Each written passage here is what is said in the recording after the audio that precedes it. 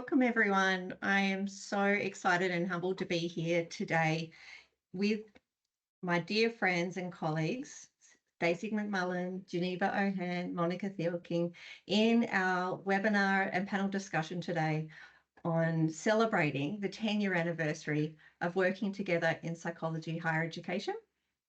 My name is Belle. I am a Noongar woman and I'm living on Wadandi country. I am a clinical psychologist by training, but I'm also a research fellow in the Australian Indigenous Psychology Education Project under the wonderful Pat Dudgeon. And it's such a privilege that I get to have this yarn today with you all and with my colleagues. The Working Together book has been central in decolonising psychology discourse in Aboriginal and Torres Strait Islander mental health and wellbeing, and it continues to inform policy and practice across many disciplines and sectors.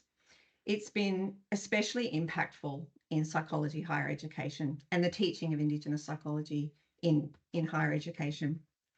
So this is going to be part of our focus today and reflecting on how this textbook has been formidable as us as educators and practitioners, but also in the knowledges that we're sharing with students. I'd like to start by acknowledging country. I want to pay that humble respects to our elders, past and present, and our cultural custodians who have held us well and in good spirit through millennia. And Aboriginal and Torres Strait Islander peoples hold such significant and formidable practices and language and belief systems throughout this land now called Australia. I'm located on Noongar country, that's all the way in Western Australia, but I do want to pass those respects to all Aboriginal and Torres Strait Islander peoples and elders listening in, but also to the lands which our panellists have also connected in on. And when we introduce ourselves, they'll get an opportunity to acknowledge country too. So I'm so happy to have my trusted colleagues here. On a personal note, I have known Stacey, Monica and Jeneva for several years now through the Australian Indigenous Psychology Education Project. And because of those wonderful relationships, I get to hear some of the work that they're doing in their respective higher education providers. And so through those relationships, I can hear how Indigenous knowledge systems are being embedded into psychology curricula. So I'd like to welcome Dr. Stacey McMullen to introduce herself and the lands in which you're calling in upon, and tell us a little bit about the work that you're doing, Stacey. Thank you, Belle. It's lovely to be here. So I am a proud Kumma woman with ties to St George in Queensland. However, I was born and raised here on Awabakal country, and I've been fortunate enough to live and work here my whole life. So I would like to acknowledge the Pamelon clan of the Awabakal people, who are the traditional custodians of the land that I'm on today and has looked after me and my family. And I would also like to acknowledge those who've gone before me and done incredible work, and you all, because I think the work we do comes from our collective knowledge and shared experience. And so I'm an Indigenous scholar and senior lecturer here at the University of Newcastle, and a clinical psychologist as well. So it's lovely to be here today. Thank you so much, Stacey. I'm so glad to have you here. I'd now like to introduce, or get Professor Jeneva Ohan to introduce herself. Hi, Jeneva. Thanks for being with us. Thanks for having me, Belle, and inviting me to take part of this in this chat. I'm Jeneva Ohan, and I'm from Canada, where I was raised near Toronto, which is the traditional homelands of the Huron-Wendat, the Seneca, and the Mississauga of the Credit peoples. And I moved here to Burloo, Perth, about 12 years ago now. And I have had the privilege of living on this beautiful land that's home to the Whadjuk people of the Noongar Nation since then. I'm also, like Stacey, a clinical psychologist by training, and I direct the clinical psychology programs at UWA. That's for half of my time, and the other half I've been recently seconded to the Kids Research Institute Australia, where I co-lead a team with Professor Helen Milroy called the Healing Kids, Healing Families team. Thanks, Jeneva. So glad to have you with us. And now, last but not least, hi, Monica, Professor Monica Thielking. Would you like to introduce yourself and where you're calling in from? Thank you, Belle, and it's such a pleasure to be here. Thank you so much. I'm calling in from Melbourne, Wurundjeri land, and it's absolutely beautiful here. And I'd like to acknowledge all elders, past and present, and for the beautiful care that has been put into this country so that I can enjoy living here, and the animals and the birds and the beautiful trees that surround where I live. I grew up on Bunurong country, which is the Mornington Peninsula in Victoria, which is also absolutely gorgeous, and along the beach as well. I'm the Dean of the School of Psychology and Public Health at La Trobe University, and I'm also a director on the board of the Australian Psychological Society. And I'm a psychologist as well, and that's me. Thank you, Monica. We'll pause there. Thank you so much. And I want to acknowledge that all of us here have been really active members in the Australian Indigenous Psychology Education Project under the leadership of Professor Pat Dudgeon. And so we've all been working in not only our small corners of the world, but also working nationally with each other. And that's just such an important part of working in not just in health equity, but decolonising psychology space and working together. And that is in the spirit of this Working Together book, is that we are all working together in our various spheres of influence. And so that's going to be a bit of an ethos of our yarn today, is reflecting on the Working Together textbook, the second edition, which is now in its 10th year, and the impact it's had in our respective work. So I'd like to start our yarn with a reflective question, and it's okay if you have different ways you want to share story here, but I'm going to invite you to have a little bit of a think about the ways in which you've engaged with the Working Together book, and maybe even the first time you read the book or utilised the book in your practice, your personal learning, or your teaching. Stacey, I'm going to welcome you to start our yarn. Thank you, Belle. So for me, I recall the first time using the book. I was working at an Aboriginal medical service, and I was actually supervising students coming into our service. And I remember seeing this book, come out into publication and thinking, wow, my experience of learning, my learning journey, Aboriginal and Torres Strait Islander people weren't even mentioned. So I felt quite invisible. And I also knew that I held this knowledge and ways of doing things that didn't match with what I'd learnt. And I was talking to my students about my experiences and the experiences of Aboriginal health professionals around me. But here was this textbook. Here was this book that had this, not just my story, this collective information and diverse stories and experiences that I could actually invite my students to have a look at and to read, and then for us to have yarns in our supervision. And it really then cemented for me that I wasn't alone in this journey. This was something I could share as a part of a bigger sphere of people. And I remember buying the book, and immediately as it arrived, I was like, right, that's it. I have to read it straight away. And then my students coming back with their own perspectives and their own learning experiences and questions, and thinking about different ways they could do things. It's been such an incredible piece, and goes beyond the teaching for me to, I felt heard. For the first time in my learning journey, I felt heard as an Aboriginal woman and clinical psychologist and educator.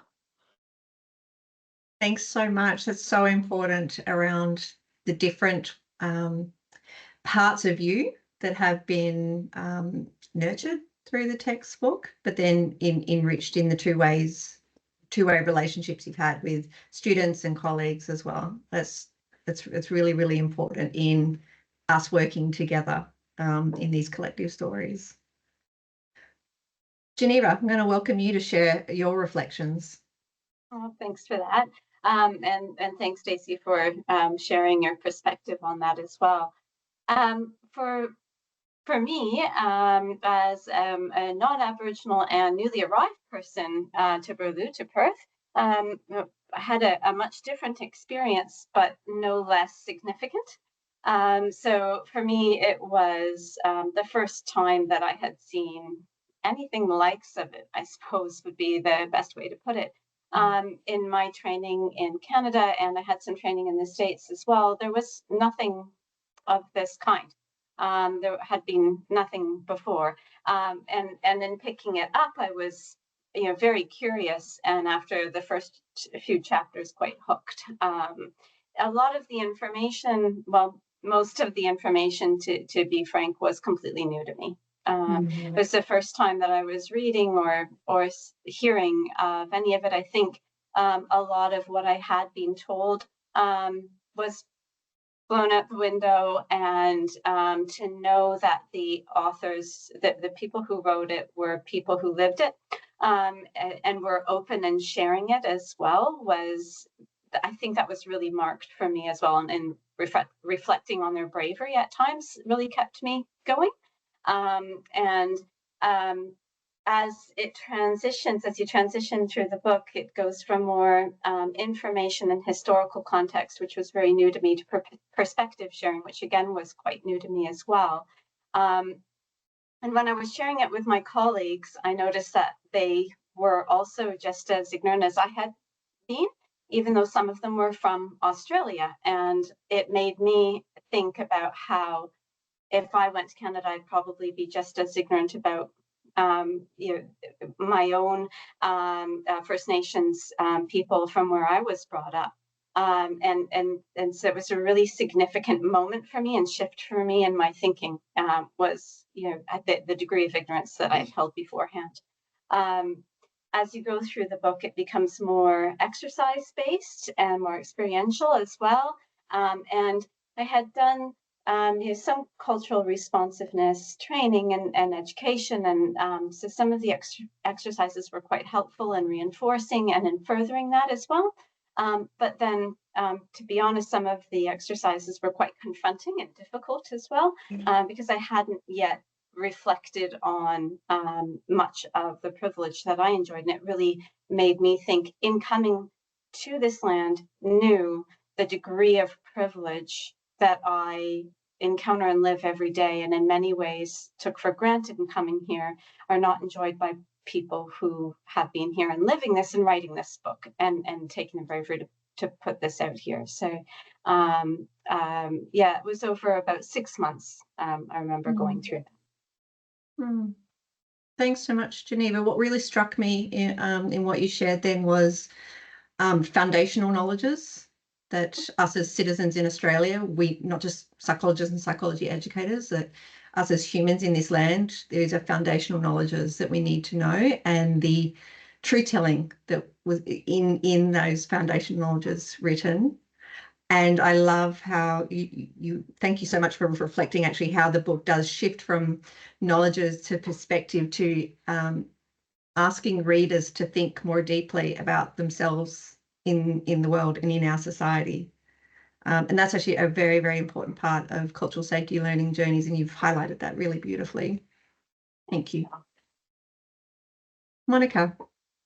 Thank you. My experience of seeing this book for the first time really does overlap with Stacey and Geneva's experiences as well, in that finally there was a book in psychology that shared these important and crucial knowledges around social and emotional well-being. And for me, I was really captivated by the artwork in the book, and it really stood out from all the other books that were on my shelf in my office. That's one thing, and I displayed it really sort of prominently in my office because it is beautiful. It's a beautiful looking book as well, and I think the artwork, it's what academia and it's what psychology needed. And because we're talking about human emotions, about life, about well-being, about suffering, and all of those different aspects of what it is to be human, and yet we never translate that also to art. And this book does that, and I don't know of another book in psychology that does that. And art is so personal as well. And for me, it was a relief to see this book, and reminded me of when I was a child. I had some time off school because I was unwell and was told to do a project, any project, and I decided to study the Aboriginal and Torres Strait Islander, or the Aboriginal history of where I was living. And through that found that in all of my education in primary school, we were not being taught this. And it made me from that early age realise that there was a whole part of, truth that that was missing from education. And going into higher education, also realising that there is this huge knowledge that is not being shared, included, valued in higher education in psychology. And so I think this book is very seminal and important for psychology. And so I think for me the biggest emotion was relief around finally we have something that is that we can share with students and that we can learn from. No, that's beautiful words, and thank you for sharing that personal story. That gives such a lovely context as to when you picked up that textbook, it really landed for you at the right time, and you were able to take that forward into your spheres of influence. I'm going to share an anecdote myself before we jump into the next reflective question, because I actually had a different experience when it came out, and I'd finished my clinical psych registrar program, and I remember sharing the textbook with colleagues in government community mental health setting and not receiving a warm response around it. And I remember having thoughts of, like, this is brilliant, but there's not interest. And I remember feeling quite conflicted around that and still not really what's the words I'm finding, knowing how does this book sit within the current context of, I guess, psychology or mental health clinics that I was working in at that time. Fast forward years down the road, I can reflect back around the degree of readiness different spaces of psychology and mental health were for textbooks like this, and some more than others. And I do believe that if I was to take that textbook now or even a couple of years ago into those same clinics, the response would look different. So I think that as I've been listening to you, I've kind of realised that the readiness for the Working Together book has really changed and evolved in all of its various facets in different parts of the sector and our discipline. And I think that's important to be aware of. And reflecting back to what you said, Jeneva, around engaging in the book in different parts of our learning journeys. I think when I pick up the book today, I read it in a different, body, mind and spirit than what maybe I picked it up 10 years ago, because I've grown within me. So I think it's really interesting for us to think about when it first came out, but also think about the journey we've had it and our communities have had with this book and that evolving impact. Thank you, my friends. I'm now thinking, now that we've kind of placed that context and that history of our own engagement and journeys with the Working Together text, if we were to think about or even kind of reflect on stories and examples of how how the Working Together textbook has encouraged different approaches and knowledge systems in the teaching of psychology. And there might even be some particular aspects or parts of the book that have particularly resonated with psychology students. And I'm thinking even at the different levels, so between undergraduate and postgraduate levels. So I'll let you have a moment to think about that, whether there's any particular parts of the book that has really stood out or resonated in your teaching. Stacey, I'll welcome you to join in when you're ready. Yeah, thank you, Belle. So for me, my role, I teach across all years of the undergraduate programs and our honours program and our postgraduate. So I teach across all of the different levels of our psychological programs. But one thing that I have incorporated in all levels is that connection back to the holistic view of social emotional well-being, and that resonates so strongly with with the majority of our students.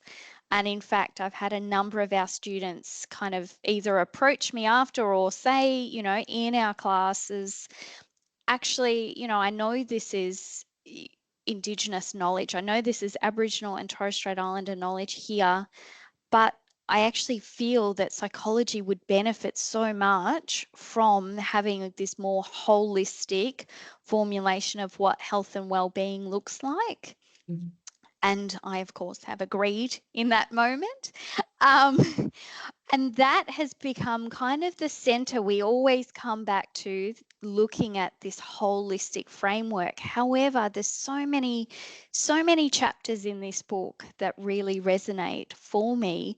And I think I've used this book in a way that I think Jeneva touched on. We've got the foundational knowledges early on, and then some of the content, and then moving through, now I know this information. What does it mean for me? How does this fit with who I am and my own experience and how I experience the world? And what does that mean for me going forward as a psychologist and working with people from diverse walks of life and experiences? And then more personally, I have worked a lot in the space of trauma. So when I read the chapter around individual and community transgenerational trauma, for me, that felt like, oh, somebody's heard me. I feel this. And I do teach a lot into the space of trauma within my school as well. And so we actually have talked a lot about that intergenerational and transgenerational transmission of trauma, but also the individual experience and the community and family experience of trauma too. So much of this book resonates, but they're the kind of central keys that a lot of a lot of the students I've worked with have picked up on. And then there's those practical elements of how do I communicate and engage effectively across this diverse experience of what it is to be Aboriginal and Torres Strait Islander, because we know that we all have different experiences and different ways of seeing the world and being in the world, and students are often saying to me, what do I do with that? How do I approach this? So having chapters there, but also the self-reflexivity of, now that I know this, what does it mean for me, and how do I then inform changes or different ways of practices going forward? There's just so much. I could go on for days, but I won't. Thank you, Stacey. I love that. And I love how you reflected on the knowledges presented. They are diverse from conceptual frameworks of how to understand very complex phenomena to very nuanced practical applications as well. Thank you. Jeneva, how about you? Thanks, Belle, and thanks, Stacey, as well. As I was reflecting on what you asked there, Belle, I was thinking of a kind of parallel to your earlier comment on the first time that you read the book, and how it kind of parallels my first time and then my evolution in teaching from this book. Remember several years ago, I teach into postgrad into clinical psychology, and the first time that I put up the social and emotional well-being model after reading this book, that I could see the importance of that and how that was such a foundation to understanding mental health care and being a psychologist and a clinical psychologist. And the students, by and large, had never seen it before and had never encountered it before.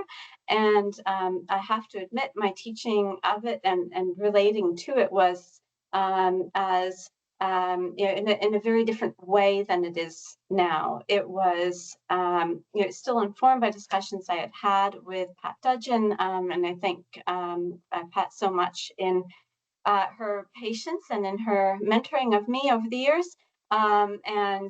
So it was very much about, well, this is the perspective, and this is how social and emotional well-being is experienced by Aboriginal peoples. And now it's so interesting in the way that shifted. Now students come in and they've seen this, they've heard of this. And so rather than picking up at that level, now I'm able to teach it at a different level, which is, okay, so let's go through what you know and make sure we don't have any misinformation. But now let's build. Let's go with us here. And let's look at what this means around other things that the students keep hearing from us, but haven't yet really necessarily integrated around, for example, interprofessional work and making sure that we're being part of a community ourselves in the way that we approach working with community services. What does this mean working with Aboriginal controlled health services, for example? And so it's, yes, I'm teaching about the social emotional well-being model, but that was then, and this is now, is how it feels. And I wonder, what will it be in another 5 years? Yeah. What will it be in another 6, 7 years? I wonder. So it's my primary reflection there, and it harkened me back to what you were saying, Belle, around receptiveness and openness and that evolution with time.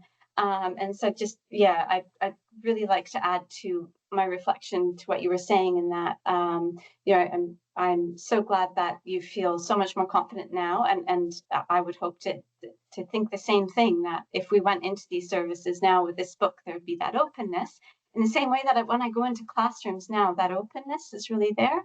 But I'm also sorry for how it was before. So I just wanted to also balance that that reflection and comment as well.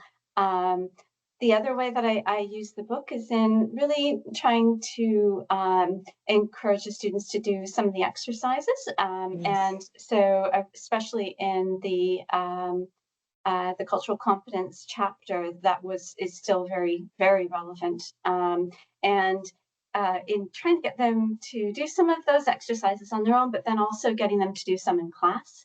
And sometimes I'll sneak some into tests and quizzes. That's again one of those ones where I feel like those questions I asked then, those questions I ask now, and students are often in a different place, but that's all okay, because you can still ask these questions of yourself or others and answer them in different ways. Yeah. Oh, I agree. I agree so much with that, and I love your role modeling there, that the reflective exercises are just as important as some of the knowledge being discussed, and they do need to go side by side. And I'm also hearing that you've done the exercises, colleagues have done the exercises, students are doing the exercises, and I think that's actually a really important point as well. Thank you. Monica, you've been reflecting there, sitting in deep listening. I have, and it's so lovely to hear the different impacts of the book. So for me, there was one chapter that really resonated, and that was Rob Riley's speech. And that was very powerful for me, because it actually the summary of that speech and the message within it is about working together and about taking responsibility as a profession to do better. And that formed the basis of my teaching. and also formed the basis of my leadership as well. And I created slides around Rob Riley's speech, which I shared with Professor Pat Dudgeon, and was able to engage in reflection around his words, and with Pat's support gained the confidence to relay that information to students, both undergraduate and postgraduate students. And it actually was a very powerful tool, and of having students recognise that they do have a responsibility to learn about social and emotional wellbeing, to engage with the book, and to advocate and improve the psychology profession and ensure that harm stops. And so I still, every time I read the speech, I gain different insights. But the message I always get is to keep going, and to now continue leading systemic change within the university, because if you know it's right, then it's right. And that was, his words. And I think it gave me confidence as a teacher, and now as a leader in higher education to make a difference. Thank you for sharing that. What I really appreciate, just leaning into that, personal sharing. And I think that's such a foundational part of what we all need to do as psychology educators and practitioners as well, around bringing our whole self into this work that we do. And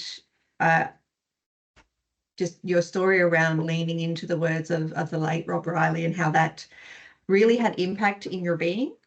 So the book shows so much essential knowledges, so in our knowing, but it also sung to your being, and together with the knowing and being can really inform our doing. And you also highlighted that it's really informed your leadership and what you're teaching. So we always talk about Aboriginal and Torres Strait Islander knowing, being and doing, and that's what your story has shared with me, is how we learn knowledges, but we also reflect inside on who we are as people in relation to these knowledges, and holding it with the utmost respect, so that in our spheres of influence, we're impacting positive change. Thank you so much, Monica. So within that, I'm thinking about also, now that we've been reflecting on the initial impacts and ongoing impacts, one of the things that we notice particularly in education spaces, is when textbooks come, or when texts, even journal articles, when they come up to their 10-year marks, they suddenly drop off reading lists. And I know that sounds a little bit of a provocative question to put there, but I think that's actually really important that we talk about that, is that sometimes in Western spaces, the importance of texts somehow gets kind of missed sometimes in whatever the year it was published. But actually, I'm putting forward that there's something very important about the year it was published, and that it has been a seminal book over 10 years. So Stacey, what would you say to that around 10-year anniversary and the Working Together book, on reading lists currently?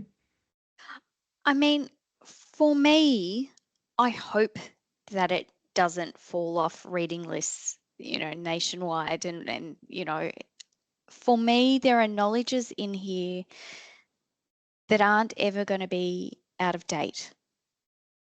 And it's not just the content for me, it's the way the content is presented that it allows students to engage through Aboriginal ways of doing as well through that lens of self-reflexivity, and those are things that can't ever go, they don't have an expiry date to them.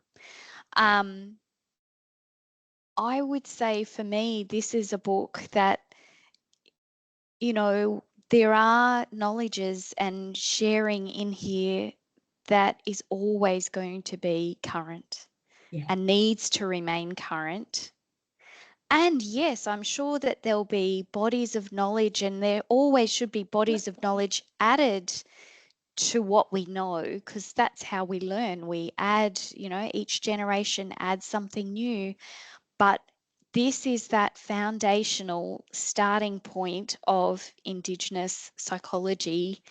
Here's something out there from a collective voice of people who have been doing this work for a long time.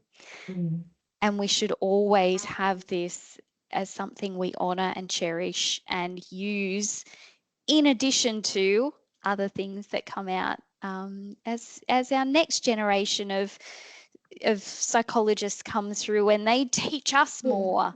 Yeah. Well put. Thank you, Stacey. Jeneva, did you have any reflections? I don't know if I have too much more that could be meaningful to add to that, Stacey. Thanks for that. I think, my first response was much the same as Stacey said. A lot of this is understanding history and context for many people for the first time, and that's not going to change. The history is the history. As you said before, Belle, there's a lot of truth telling here, and I don't want that to be rewritten. That was written from a very important stance, and in that point in time, and that stands for itself, and it will always stand for itself, whether it's 10 years from now or 20.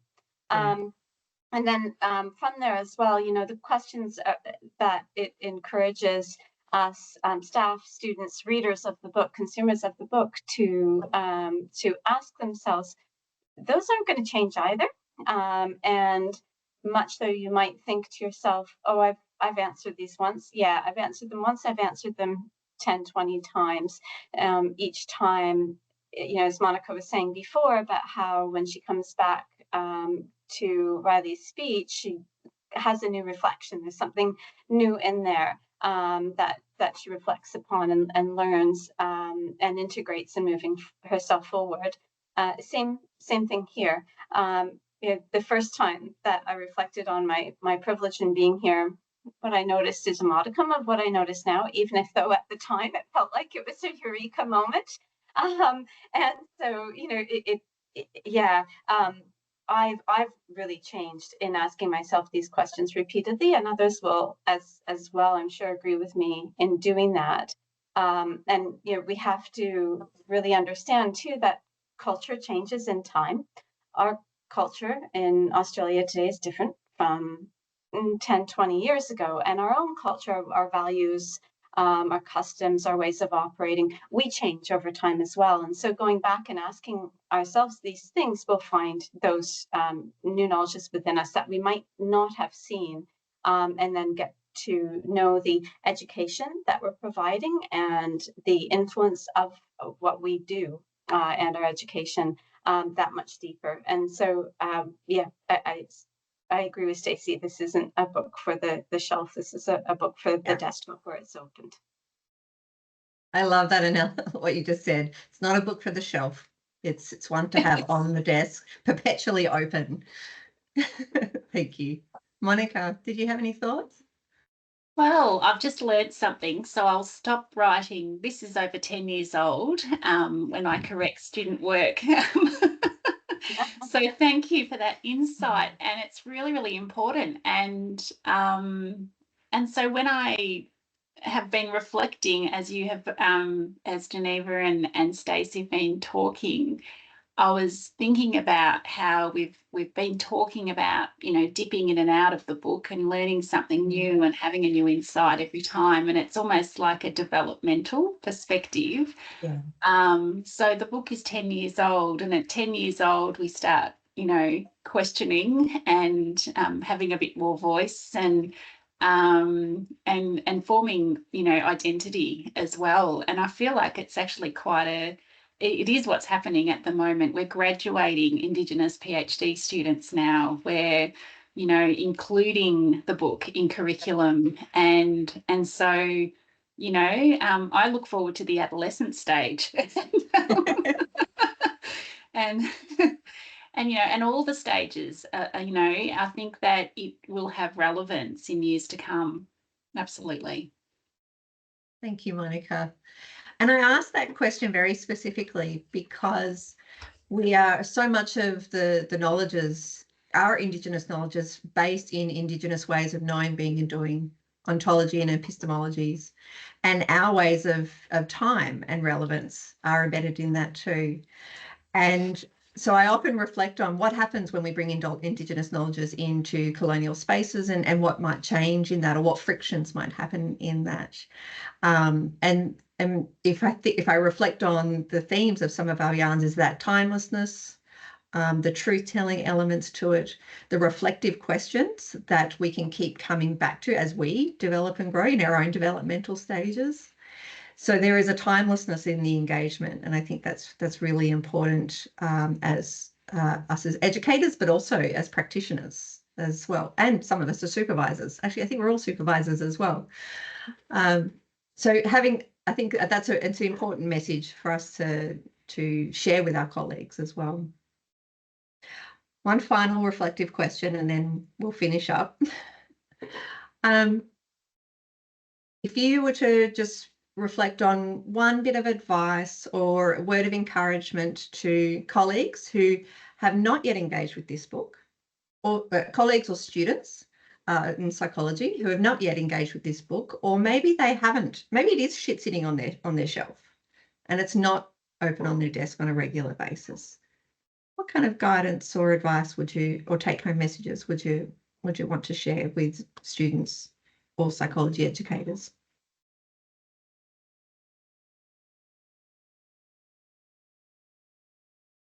Stacey? I think for me, the biggest thing I'd want to share is there is so much you can learn from this body of knowledge, of collective knowledge, and it's not just applicable to Aboriginal and Torres Strait Islander clients you're working with. It's applicable across the board, but also it's applicable in terms of knowing yourself.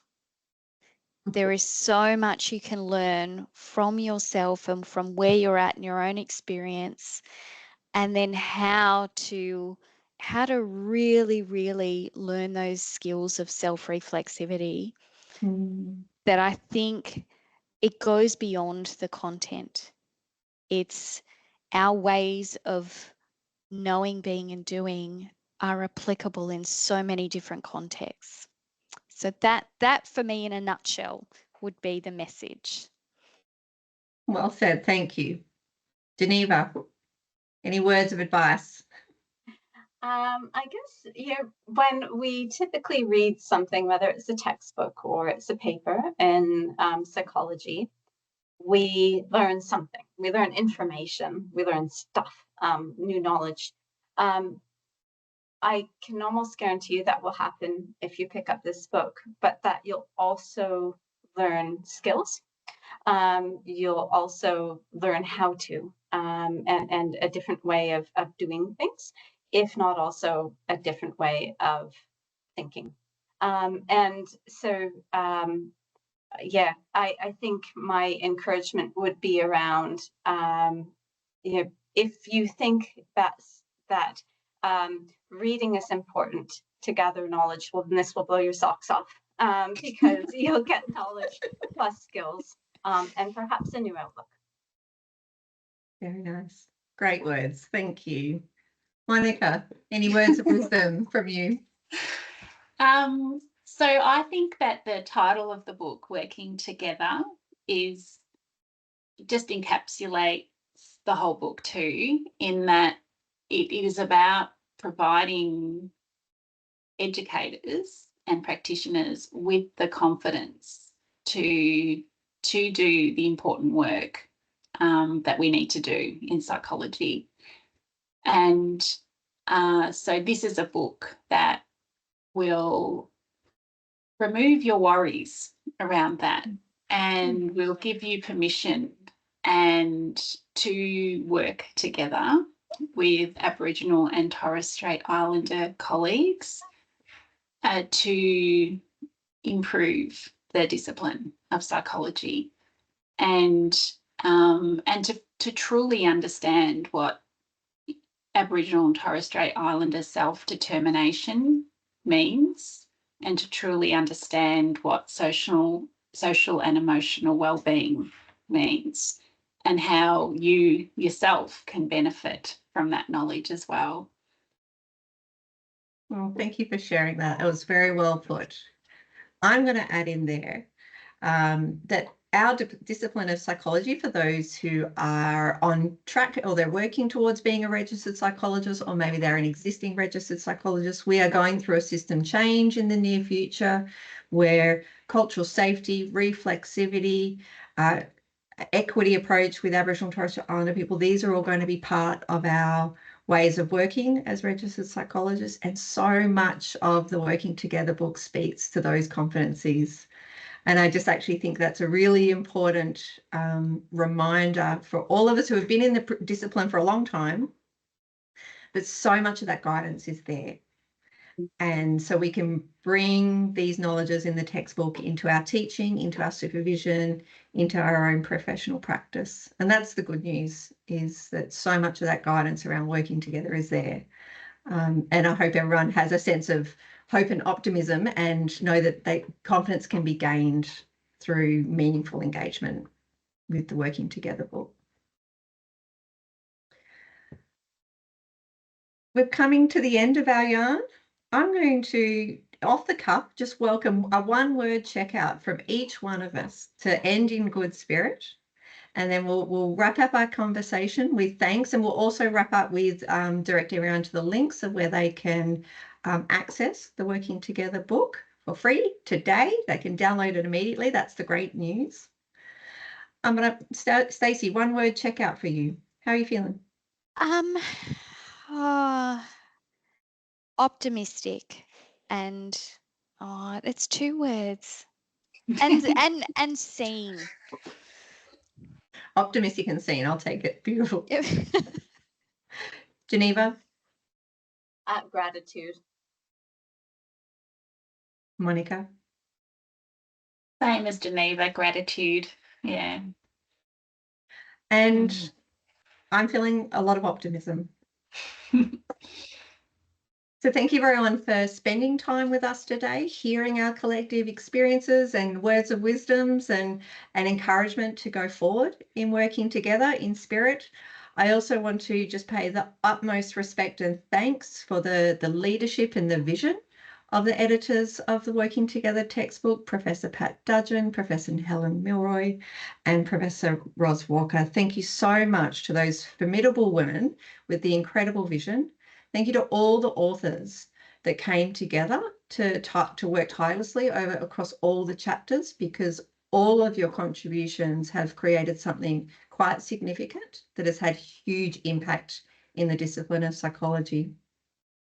Thank you, panelists and dear friends and colleagues. I really appreciate your time, and thank you to everyone listening online.